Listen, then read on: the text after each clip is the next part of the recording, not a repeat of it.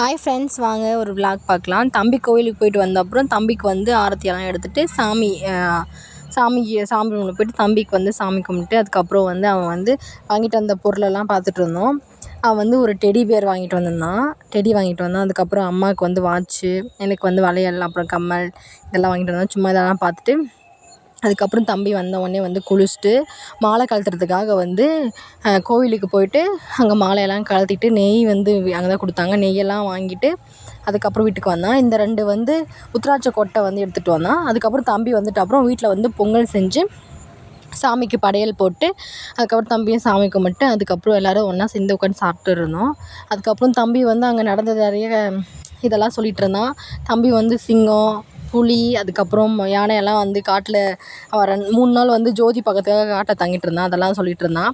அதுக்கப்புறம் எல்லாேருக்கும் தரத்துக்காக வந்து ஸ்நாக்ஸு, பொரி அதெல்லாம் வாங்கிட்டு வந்தோம். அதெல்லாம் ஃபேமிலியாக உட்காந்துட்டு எல்லோரும் பேக் பண்ணிகிட்டு இருந்தோம். அது ஜாலியாக இருந்துச்சு. ஃபேமிலியாக ஃபன் பண்ணிகிட்டு இருந்தோம்.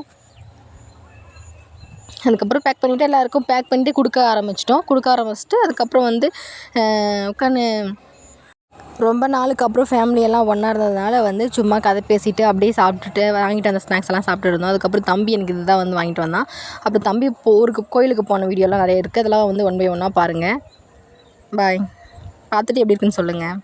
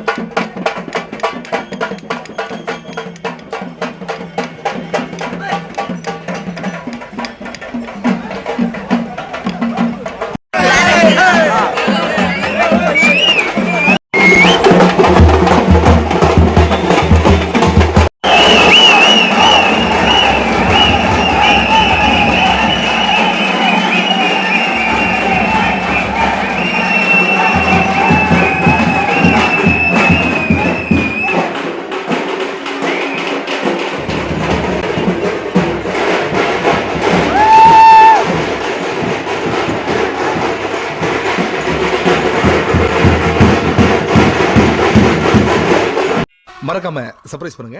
தேங்க்யூ.